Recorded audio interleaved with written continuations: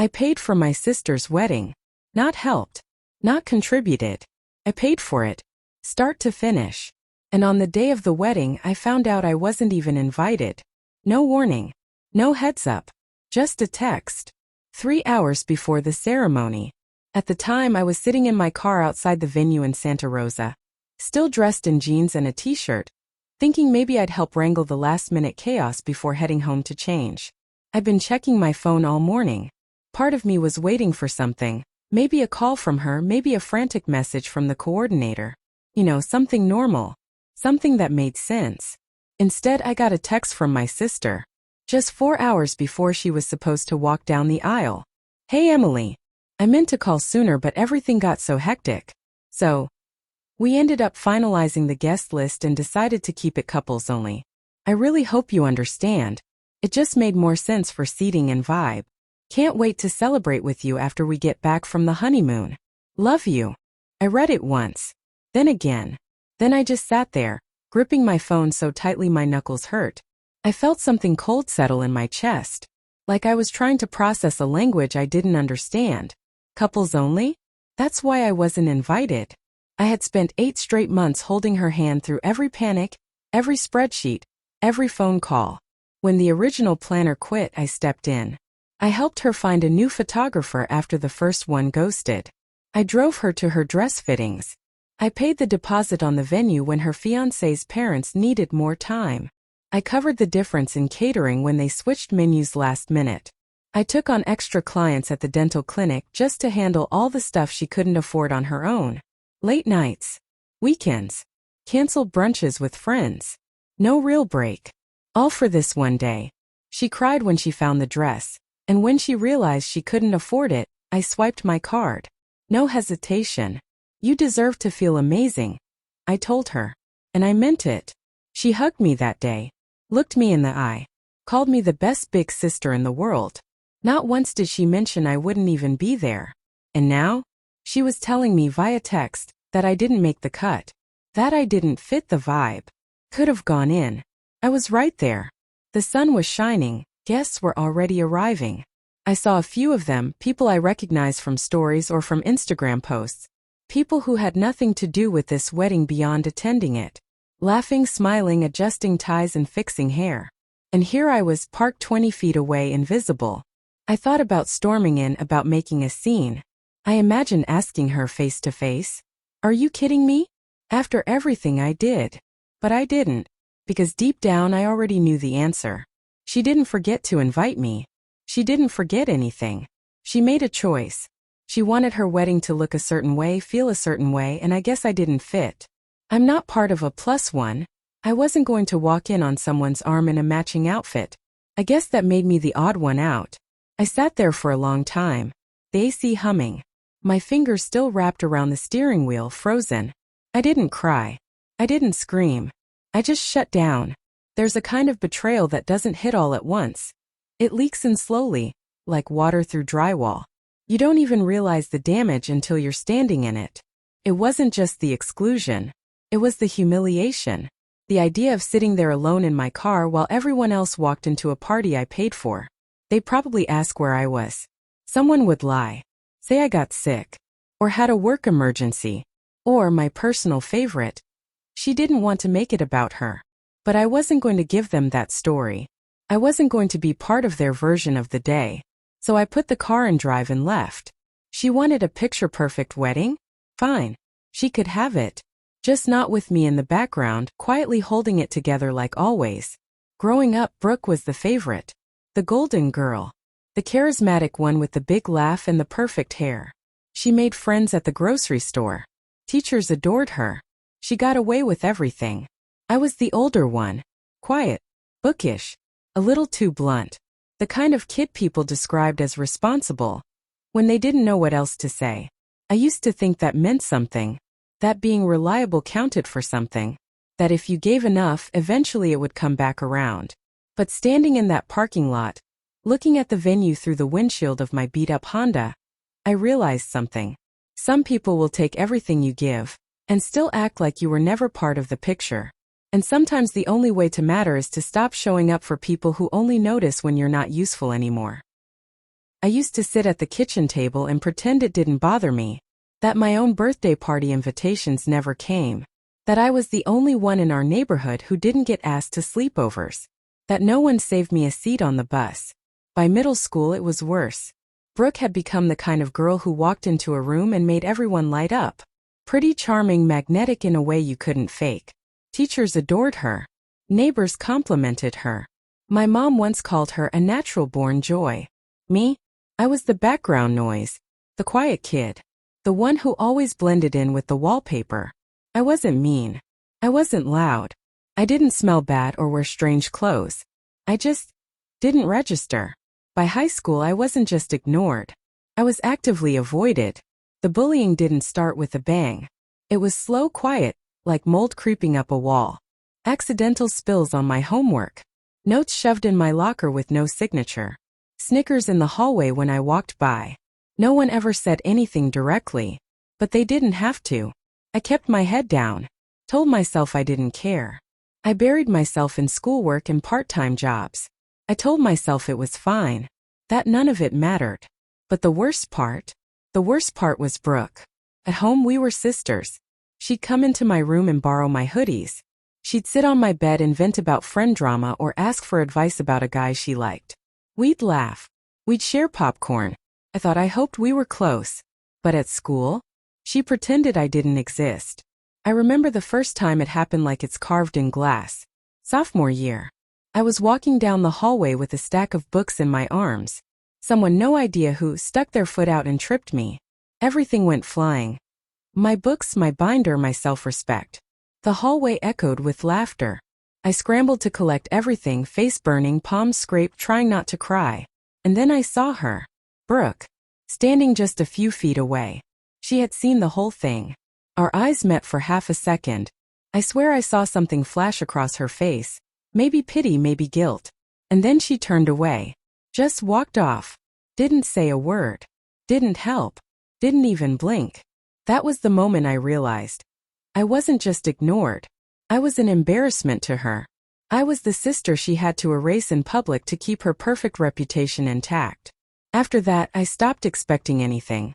And honestly, I thought I made peace with it. Once high school ended, things shifted. I went to college out of state, started fresh. New people, new job, new life.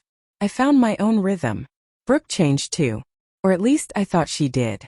She'd call me when she needed advice. She'd send texts when she was feeling overwhelmed. She even apologized once, sort of. You know how high school was, Em. Everyone was an idiot. I didn't know how to handle stuff back then. I let it slide. I wanted to believe her. We were grown-ups now, right? Adults.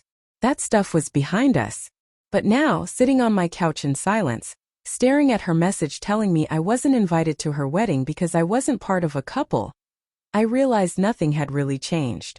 She still didn't want me around when it counted. She still didn't want to be seen with me. I wasn't part of her picture-perfect day because I didn't fit the image she wanted to project. And the worst part? I let myself believe we were close again. I let myself believe the version of her who called me the best big sister in the world was real. But just like in that hallway all those years ago, when it came down to it, she turned away. Again. I took a deep breath, my fingers clenched around the wine glass I'd poured myself as soon as I got home. It was supposed to be a celebration tonight. Not hers, mine. My freedom from all of this.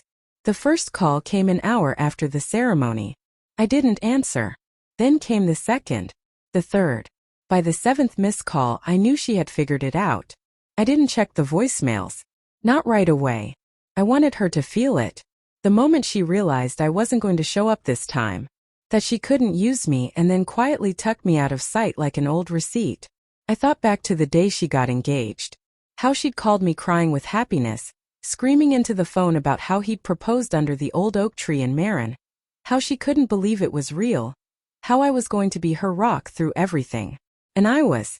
God help me, I was. Through every meltdown. Every dress change. Every invoice and emergency call. I showed up. I gave so much. And when it came time to include me, she dropped me like I was nothing. Not even a seat in the back. Not even a mention. And I'm not doing it again. Not this time. She said I was going to be her maid of honor. Said she couldn't imagine doing any of it without me. Said I was part of everything. Apparently, that didn't include the guest list. She let me pour my savings into her wedding. Let me take charge of the planning. Let me handle the crisis calls, the budget freakouts, the endless spreadsheets and seating charts. She let me pay for the dress, the photographer, the venue deposit, everything she said she couldn't afford. But she didn't find me important enough to actually be there. And she thought she could just slide that in with a text, 3 hours before the ceremony, and I'd take it. Like I always did. Like I was still that girl in high school, scrambling to pick up her books off the hallway floor while Brooke pretended not to know me. Not this time. I picked up my phone and opened our message thread. The first unread one was from around noon. Brooke. Hey, where are you? Then, Brooke. And please pick up. This is serious. Then, Brooke. I know you're mad, but you don't understand. Everything is going wrong. I smirked and tapped open the thread, scrolling through the increasingly panicked messages. Brooke. The venue won't let us in. They're saying the final payment bounced. Brooke. Did you cancel something? Brooke. The caterer isn't here. They said they never got paid. Brooke. Emily, what did you do? Not something. Everything. I had made exactly one phone call after driving away from the venue. Just one. After reading her text, after sitting in my car for 10 full minutes letting the betrayal settle, I dialed the number on the back of my credit card. Hi. I'd like to dispute some charges on my account. Calm. Simple. Clinical. Yes, those are the ones, the venue, the florist, the caterer. I didn't receive any of the services. I'd like to cancel them immediately. And just like that, every pending payment disappeared. The vendors? They were expecting final checks. Now they were looking elsewhere for their money. The wedding? It was unraveling in real time. I could only imagine the scene. Brooke arriving at the venue expecting Pinterest perfection, only to be told the balance hadn't cleared. Watching guests arrive while nothing was set up. Waiting for food that never came. Seeing the DJ pack up his gear when the coordinator said payment wasn't confirmed. Wondering why the flowers looked so non-existent. I pictured her face. The confusion. The embarrassment. The moment the reality started to sink in. I took a sip of wine and smiled. The phone rang again. I answered on the third buzz. I didn't even get out a full hello before her voice hit me like a freight train. Emily, what did you do? I pulled the phone away from my ear, wincing. You're going to have to be a little more specific, I said, voice even. She was breathing hard, like she just sprinted a mile, or spent the last hour frantically trying to glue her dream wedding back together with duct tape and excuses. The venue. The caterer. Everything is falling apart. Oh, I said casually, sinking into the couch. That sounds terrible. Don't play dumb, I know it was you. I tilted my head, my voice still calm. Sweet even. Brooke, what exactly are you accusing me of? You canceled everything. I sighed. Loudly. Like she was exhausting me. I mean, I wasn't invited. So it's really none of my business, is it? There was a beat of silence. I could feel her trying to twist the narrative, find an angle that made her the victim. I waited. And then, shockingly, she tried a different tactic. Okay, look. I get it, you're upset. But if you just fix this, call the vendors, pay them again, you can come to the reception. We'll pretend this never happened. I almost laughed out loud. Now I was invited? Now that everything had collapsed? Now that her perfect image was cracking in front of all those guests? Now that she needed my money? I let a long silence stretch. You know what, Brooke? I said finally, my voice light, almost cheerful. You made it clear I wasn't important enough to be at your wedding. So why should my money be? Emily, wait. Please don't. I hung up. The text started immediately. Brooke. You're seriously doing this? Brooke. You ruined my wedding. Brooke. How could you do this to me? I set my phone down on the coffee table. Took another sip of wine. She didn't ruin her wedding because I canceled the charges. She ruined her wedding the moment she decided I wasn't good enough to be part of it. All I did was make sure my money wasn't there either. And for the first time in my life, I didn't feel like the girl left out. I felt like the girl who finally walked away. I woke up the next morning to 23 unread messages. I didn't even check them right away. I just sat at the kitchen counter drinking my coffee, watching the sun creep through the blinds, while the panic played out on my lock screen in real time. Brooke, you don't understand what you've done. Brooke, this isn't just about me. Brooke, you embarrassed the entire family. Brooke, Mom and Dad are furious with you. Brooke, I hope you're happy. You completely destroyed the most important day of my life. I set my phone down and exhaled slowly. That last one? I was expecting it. I knew Brooke. I knew how her mind worked. I knew that in her version of reality, nothing was ever her fault. She wasn't sorry for what she'd done to me. Not for using me, not for taking my money, not for deciding I wasn't worthy of attending the very wedding I had paid for. She was just sorry it had backfired. And now, right on cue, she'd gone running to Mom and Dad, spinning the story so I was the villain and she was the innocent bride caught in the crossfire. I sighed. Here we go. My phone started ringing again. I stared at the screen. Mom. I considered letting it go to voicemail, but I knew that would only drag things out longer. So I took a deep breath and answered. Emily, she said. Sharp, disappointed. Her voice already carried the weight of an argument she had no intention of losing. What did you do to your sister? I almost laughed. Of course she didn't ask why. Just what? I don't know, I said coolly. What did Brooke tell you I did? She told me you sabotaged her wedding. That you canceled all the payments at the last minute just to punish her. I closed my eyes and rubbed my temple. So predictable. Did she tell you why I did that? I asked. There was a beat of silence. Barely a pause, but enough. Enough for me to know the answer. No. She didn't, did she? I let out a bitter little laugh. Of course not. Brooke had probably spun some story about me being jealous or petty, conveniently forgetting to mention that I hadn't even been invited. Emily, whatever happened, you should have handled it differently, Mom said, her voice dipping into that familiar tone, calm, reasonable, patronizing. She's your sister. There it was. The golden rule. The unspoken commandment I'd lived under my entire life. Be the bigger person. No matter how she treated me. No matter what she did. Forgive. Smile.